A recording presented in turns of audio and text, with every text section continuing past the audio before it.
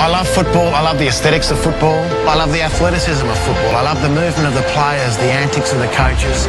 I love the dynamism of the fans. I love their passion for their badge and their colour of their team and their country. I love the noise and the buzz and the electricity in the stadiums. I love the songs. I love the way the ball moves and ebbs and flows and the way a team's fortunes rise and fall through a game and through a season. But I love with football that it brings people together across religious divides, geographic divides, political divides.